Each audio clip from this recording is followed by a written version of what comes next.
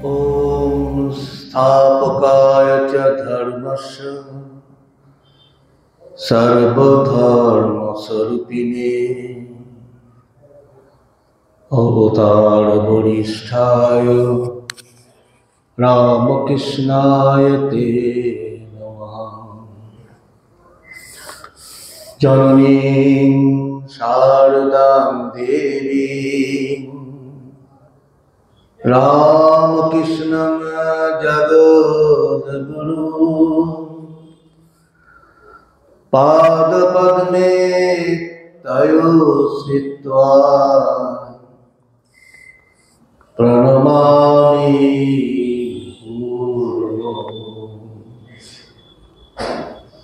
नमस्ते यतिराजाय विवेकानन्दसूरये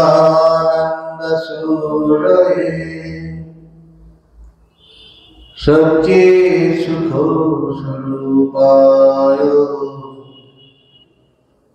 स्वामिने तापहरिणे।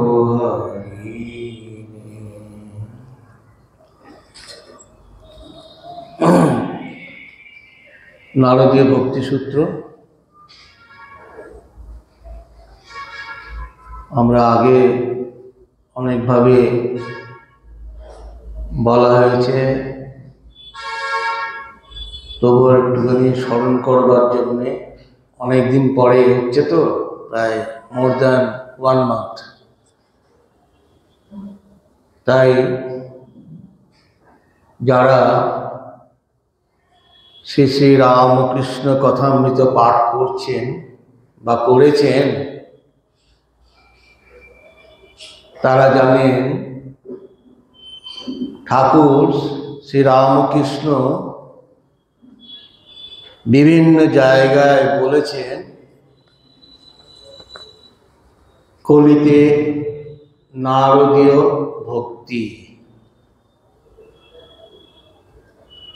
কথাটা তিনি একজন নানকপন্থী সাধুর মুখে শুনেছিলেন এবং তা তার মনে বসে গিয়েছিল। এই যে নারদীয় ভক্তি বলতে তিনি কি বোঝাতে চেয়েছেন এটা বিস্তারিতভাবে কথামৃতে কোথাও বলেননি, যদিও সবটাই কথামৃত পড়লে আমাদের ওই ভক্তি সম্বন্ধে একটা মোটামুটি ধারণা এসে যায়। নারদীয় ভক্তি বলতে আমরা ধরে নিতে পারি নারদের যে ভক্তি সূত্র আছে তাতে তিনি ভক্তির কথা যেরকম ভাবে বলে গেছে তার কথাই হয়তো শ্রীরামকৃষ্ণ দেব বলছেন। এখন ভক্তির স্বরূপ কি, ভক্তির স্বরূপ লক্ষণ বলতে কি বোঝায়? নারদ বলছেন সা তস্মিন পরম প্রেম রূপা। সা তস্মিন, সা মানে সেই ভক্তি, অস্মিন কিনা এতে কোনো নাম বলেননি, বিষ্ণু কি শিব কি নারায়ণ কি লক্ষ্মী বা দুর্গা সেরকম নাম করলেন না, বললেন অস্মিন। অস্মিন এই সাধারণভাবে একটু উদারতা দেখিয়ে বলছেন ভগবানের বিভিন্ন নাম ও বিভিন্ন রূপ তো থাকতেই পারে, এই অস্মিন তার হচ্ছে প্রতীক। পরম প্রেম রূপা। কি এই পরম প্রেম বলতে মানুষের ভেতরে যা ভালোবাসা আছে তার চরম এই বিকাশকে আমরা বুঝে থাকি। ঠাকুর বলছেন, উদাহরণ দিয়ে বলছেন যে সতীর পতির প্রতি টান, মায়ের ছেলের প্রতি টান, কৃপণের অর্থের প্রতি টান, এই টান, এই তিন টান যদি একসঙ্গে মেশে তবে ভগবানকে পাওয়া যায়। তবে এই যে টান মানুষের ভেতরে, সেটাকে আমরা জানি, সেটাকেও ভগবৎ প্রেম বলতে চাইছেন না নারদ। তবে একটা জিনিস আছে যা পরম প্রেমের মতো, অর্থাৎ তার চেয়েও বড়। এই ভক্তি জিনিসটা, এই ভগবানের প্রতি চরম ভালোবাসা, তাকে ভাষায় ব্যাখ্যা করা সম্ভব নয়। সুতরাং বললেন কি? বললেন মানুষের প্রেম বলতে যা বুঝে সেই প্রেমেরই মতো একটা জিনিস, অর্থাৎ তার চেয়েও অনেক উঁচু ও অনেক বড় জিনিস। তাই ভক্তি স্বরূপ বলতে গিয়ে নারদ এই কথাগুলো বললেন। ভক্তির পরিচয় বা এই তটস্থ লক্ষণ কি সেইটাই বলছেন। তা জানতে গেলে আমাদের বুঝতে হবে কে ভক্ত এবং তার ভক্তি কিরূপ।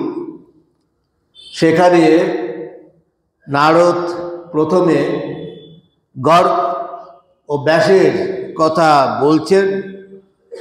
যে গর্গ বলেন যে ভগবানের কথা দিতে যে অনুরাগ, অনুরাগ মানে ভালোবাসা, অনুরাগ ভগবানের কথা শোনা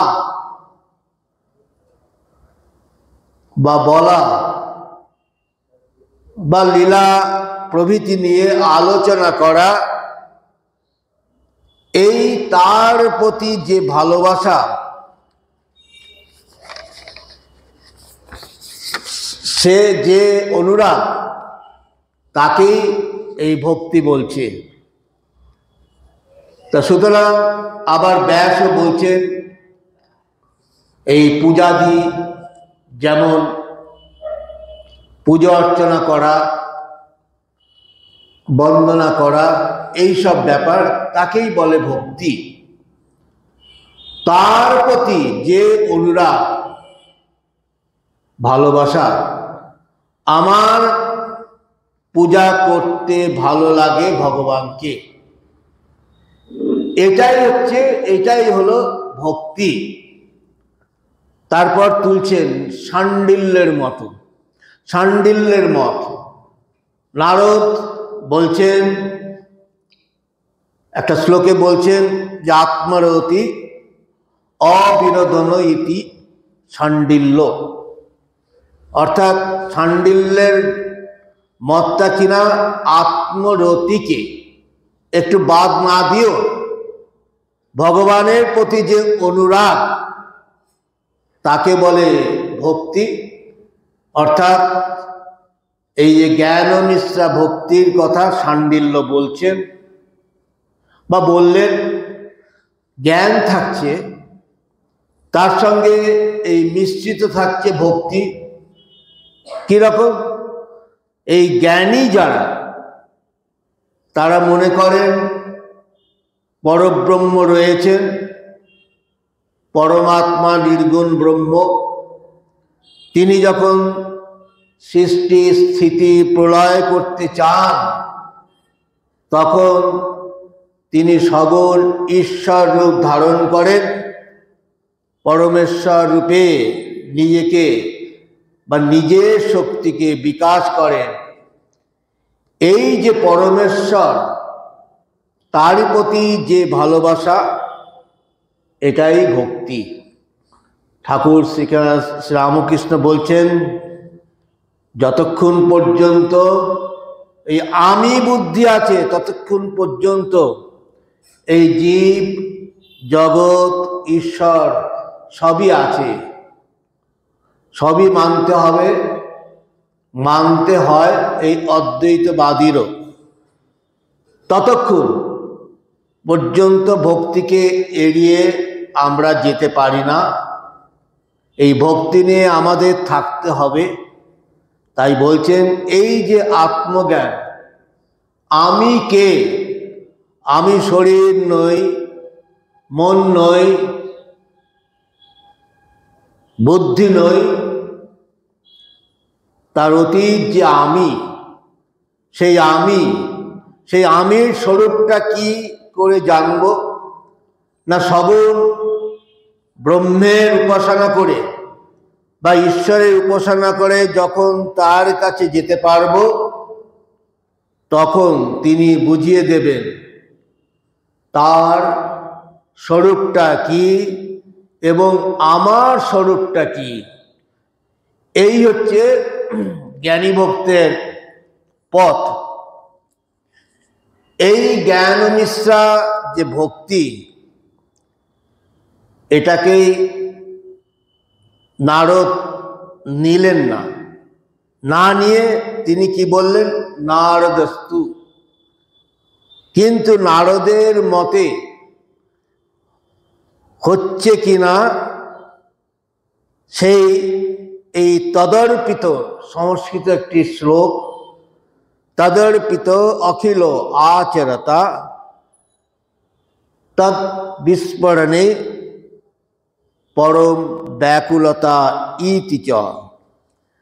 অর্থাৎ যত প্রকারের আচরণ আছে তাতে সমস্ত অর্পণ করে দেওয়া এবং ভগবানের সতত স্মরণ থাকছে না বলে পরম ব্যাকুলতায় হৃদয়ে জাগা, এটাকে বলে ভক্তি। এই ভক্তির পরিচয় আমরা কিভাবে জীবনে পাব? তাই বলছে তদর্পিত অখিল আচরতা। আমরা যত কিছু করছি, যেমন গীতার একটি সুন্দর শ্লোক আছে, সেখানে বলছে যৎ করসি যদস্নাসি যৎ জুহসি তৎ তপস্যসি কৌন্তেয় তৎ কুরুষ্ব মদর্পণম। অর্থাৎ কিনা, যা কিছু অনুষ্ঠান করো, যা কিছু হোম করো, যা কিছু দান করো, যা কিছু তপস্যা করো, সেই সমস্ত আমাতে অর্পণ করো। ভগবান শ্রীকৃষ্ণ বলছেন, যা তুমি করছো, যা তুমি খাচ্ছ, যা যজ্ঞাদিতে দান করছো, যা কিছু তপস্যা করছো, সমস্তই তুমি আমাতে অর্পণ করো। এই আমাতে অর্পণ করো মানেটা কি? কাজ এবং কাজের ফল তাকে অর্পণ করা। কাজগুলো যে তার এই জেনে কাজ করা। তদর্পিত অখিল আচরতা, সমস্ত তাকে অর্পিত, তাকে দান করলুম, ভগবানকে দিলুম, তার ফল শুধু দিলুম না, কাজটাও। যেমন শ্রীরামকৃষ্ণ দৃষ্টান্ত রয়েছে শ্রী শ্রীরামকৃষ্ণ কথামৃতে। গল্প আছে একটা, যে এক তাঁতি ছিল, সে তাঁত বুনে তার জীবন পালন করত। সে অতি ভক্ত ছিল, সর্বদা ভগবানের নাম করত, সর্বদা ভগবানের নিজের মন রাখবার চেষ্টা করত। খরিদ্দাররা কাপড় কিনতে আসত এবং জিজ্ঞাসা করত তার দাম কত। সে বলতো, সুতোর দাম পড়েছে আমার 1 টাকা, আমার মেহনতে পড়েছে 4 আনা, আর আমার মুনাফা 2 আনা। তা কাপড়ের দাম 1 টাকা 6 আনা। তা লোকেরা জানতো এ সত্যবাদী ও সরল, সুতরাং এই 1 টাকা 6 আনা ফেলে দিয়ে কাপড় নিয়ে যেত। এখন এক রাত্রে হলো কি, তার ঘুম হচ্ছে না। সে তখন এক চণ্ডী মণ্ডপে বসে ঈশ্বরের চিন্তা করছে। এমন সময় একদল ডাকাত সে পথ দিয়ে যাচ্ছিল। তাদের একজন মুঠে দরকার, যে ভার বয়ে নিয়ে যেতে পারে।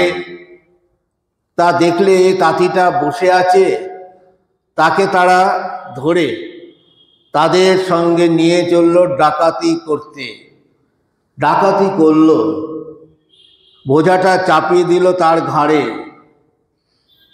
তাঁতি সেই বোঝা নিয়ে চলছে। এমন সময় পুলিশ এসে পড়ল। ডাকাতরা যে যেমন পারে ছুটে পালিয়ে গেল। ধরা পড়ল তাঁতি, তার মাথায় বোঝা। তাকে কোর্টে নিয়ে হাজির করা হলো। গ্রামের লোকেরা সকলেই ভাবল, এমন সোজা সরল সত্যবাদী লোক কখনো ডাকাতি করতে পারে না। তারা আদালতে গিয়ে বিচারককে বলল, হুজুর, এ ব্যক্তি কখনো ডাকাতি করতে পারে না, কোনো একটা এর ভেতর আছে। তখন হাকিম তাকে জিজ্ঞাসা করলেন, কি হয়েছিল বলো তো? তাঁতি বলল, রামের ইচ্ছায় আমার রাত্রে ঘুম হচ্ছিল না, রামের ইচ্ছায় আমি বসে জপ করছিলাম, রামের ইচ্ছায় একদল ডাকাত সে পথ দিয়ে যাচ্ছিল, রামের ইচ্ছায় তারা ডাকাতি করল, রামের ইচ্ছায় তারা বোঝা আমার ঘাড়ে চাপিয়ে দিল, তারপর রামের ইচ্ছায় পুলিশ এসে পড়ল, তারপর রামের ইচ্ছায় তারা আমাকে ধরল, রামের ইচ্ছায় তারা আমাকে আদালতে উপস্থিত করেছে। হাকিম ভাবলেন, এমন সত্যবাদী লোক কখনো ডাকাতি হতে পারে, ডাকাত হতে পারে? তিনি তাকে ছেড়ে দিলেন। তখন তাঁতি বলছে যে রামের ইচ্ছায় আমি বেকসুর খালাস হয়ে পড়লাম। এইভাবে সব কিছু ভগবানে অর্পণ করা, যা কিছু কাজকর্ম। এই একটি ঘটনা মনে পড়ে, যে যেমন গিরিশচন্দ্রের কথা রয়েছে, আপনারা লীলা প্রসঙ্গ পড়ে থাকবেন, রামকৃষ্ণ লীলা প্রসঙ্গ কথা রয়েছে লীলা প্রসঙ্গে এবং কথামৃত এটা আছে, যে গিরিশচন্দ্র ঘোষ গিয়ে ঠাকুরকে বলেছিল, দেখুন আমি তো কোনো সাধন তপস্যা করতে পারছি না, তাহলে আমার কি গতি হবে? ঠাকুর বললেন, দুবেলা বসে বসে একটু ভগবানের নাম জপ করবে। তখন বলছে, মশাই তা আমার সময় কখন, সময় কোথায়? তা আমি পারবো না, তা আমার কাজকর্ম রয়েছে, মনটা সবসময় চঞ্চল, আমি তো এমন কথা দিতে পারবো না যে আমি নিয়ম মতো দুবেলা বসে জপ করব। ঠাকুর বললেন, তাহলে দুবেলা হাততালি দিয়ে হরিনাম করো। আবার গিরিশবাবু বললেন, তা বা কি করে করি, কথা দিতে পারছি না, আমি পারবো না। তারপর ঠাকুর বললেন, মনে মনে ভগবানের চিন্তা করো। তখনও গিরিশবাবু চুপ করে বসে আছেন।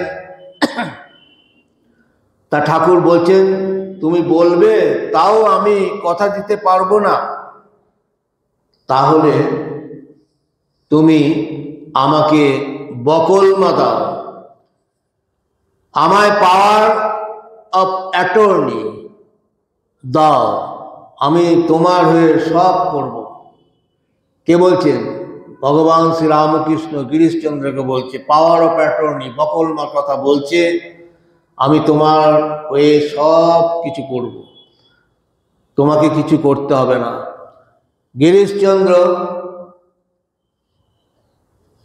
ভাবলেন, এ তো বড় সহজ পথ, এ পথেই চলা ভালো। তাকে বকলমা দিলেন, বললেন, হ্যাঁ আপনি আমার ভার নিলেন, আপনি সব করবেন।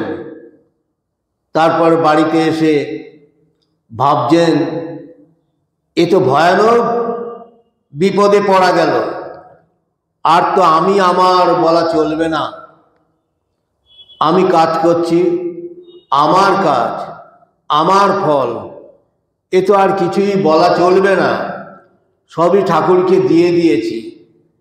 এই হচ্ছে যে শ্লোকের কথা বলা হচ্ছে, এই তদর্পিত অখিল আচরণ তৎ বিস্ফোরণে পরম ব্যাকুলতা, অর্থাৎ ভগবানকে মনে রাখতে পারছি না বলে পরম যে ব্যাকুলতা, এটা হলো ভক্তির পরিচয়। ঠাকুরের জীবনে আমরা ব্যাকুলতার অনেক দৃষ্টান্ত দেখতে পাই। তিনি দিনের পর দিন, দিনের পর সন্ধ্যার সময় সাধনকালে গঙ্গার ধারে বালির উপর মুখ ঘষাচ্ছেন আর বলছেন, মা আর একটা দিন গেল, দেখা দিলি না। তারপর তার ব্যাকুলতা এত বেশি হলো যে একদিন দেখলেন মন্দিরের গায়ে খড়গ ঝুলছে, তিনি খড়গ নিয়ে আত্মহত্যা করতে গেলেন। তখন মা এসে তাকে দর্শন দিলেন। এই হলো তদ বিস্ফোরণে পরম ব্যাকুলতা। তা নারদের মতে যে ভক্তি নিজেই নিজের ফলস্বরূপা, এজন্য জ্ঞান, কর্ম বা যোগের প্রয়োজন হয় না। এতে ভক্তের কি হয়? এতে তিনি সিদ্ধ হন, অমৃত হন, তৃপ্ত হন। এই ভক্তি পেলে তিনি অন্য কিছু বাঞ্ছা করেন না। তিনি শোকাতীত হন, দেশাতীত হন, বিষয়ানন্দে মত্ত হন না এবং বিষয়ভোগে উৎসাহিত হন না। যে ভক্তিকে জেনে তিনি আনন্দমগ্ন হন, স্থির হয়ে যান এবং আত্মারাম হন। তা ভাগবতে এই যে ভক্তির যে নবোধা ভক্তির কথা বলা হয়েছে এবং কথামৃত, এরূপ ভক্তির কথা নানা জায়গায় ছড়ানো আছে। তা ভাগবতে আছে শ্রবণম কীর্তনম বিষ্ণু স্মরণ পাদ সেবনম। 9 প্রকার ভক্তির কথা বলছেন। শ্রবণ করা, কানে শোনা, ভগবানের নাম কীর্তন ইত্যাদি শোনা। তার দৃষ্টান্ত হয়েছে পরীক্ষিত রাজা জানলেন যে আর কিছুদিন পরেই তাকে মরতেই হবে, তখন তিনি সুখদেবকে অনুরোধ করলেন, আপনি আমায় ভগবানের কথা শোনান। সুখদেব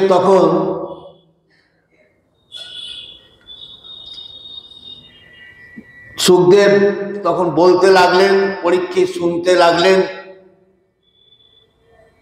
তার থেকে এই ভাগবত রচনা হয়ে গেল।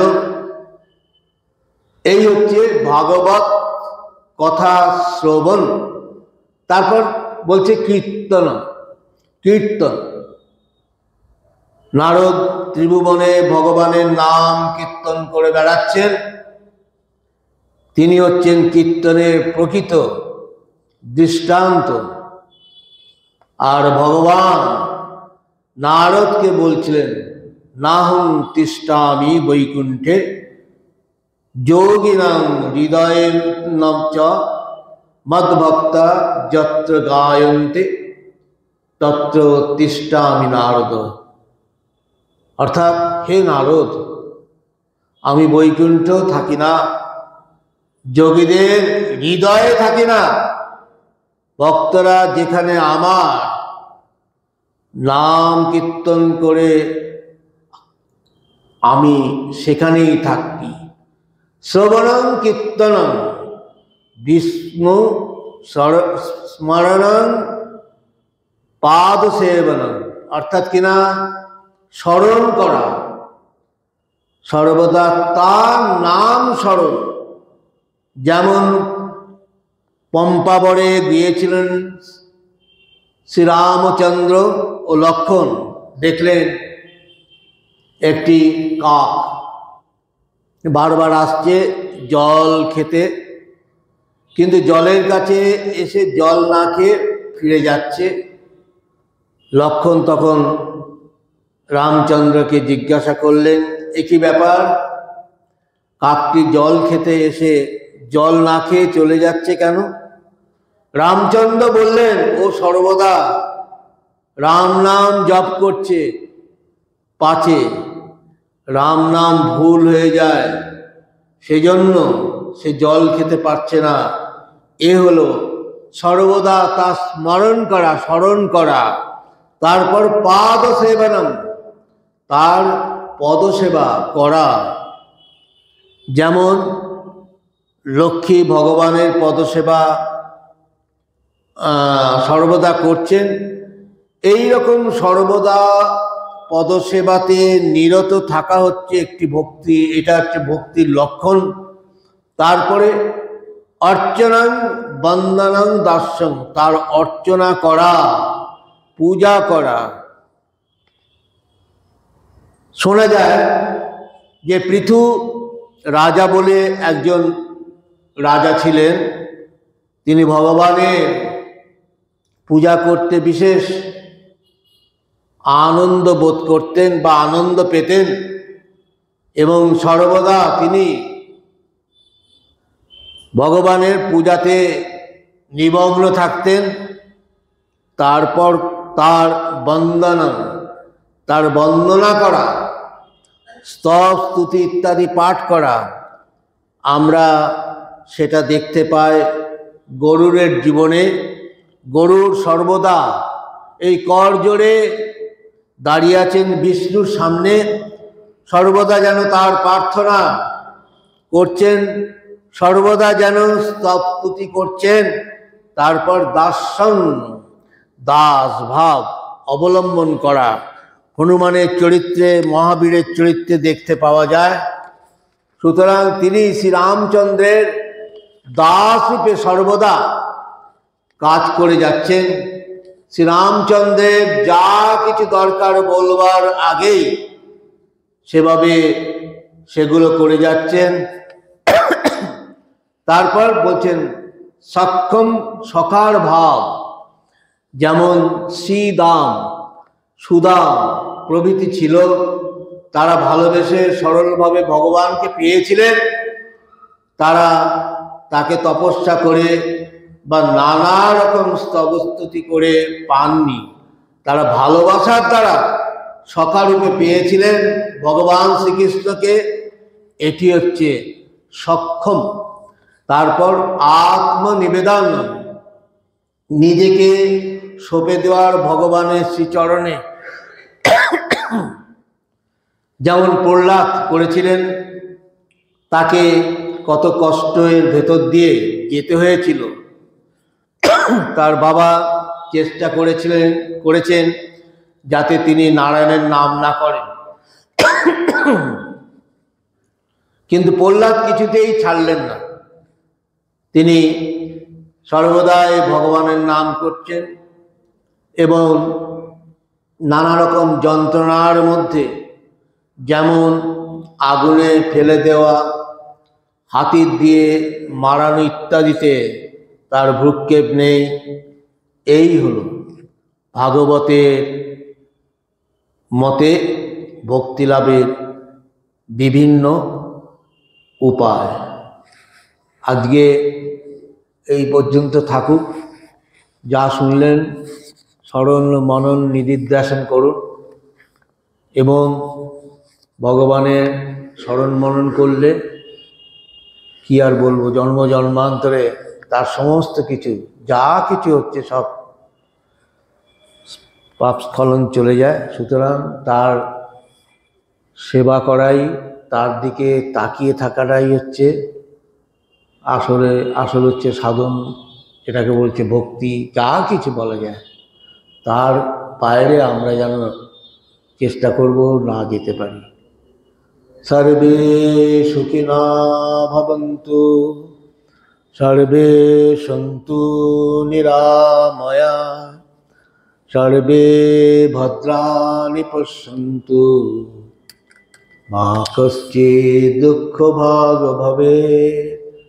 असतो मा सद्गमय, तमसो मा ज्योतिर्गमय, मृत्युर्मा अमृतं गमय। ओम शांति शांति शांति। हरि ओम तत्सत्। श्री रामकृष्णार्पणमस्तु।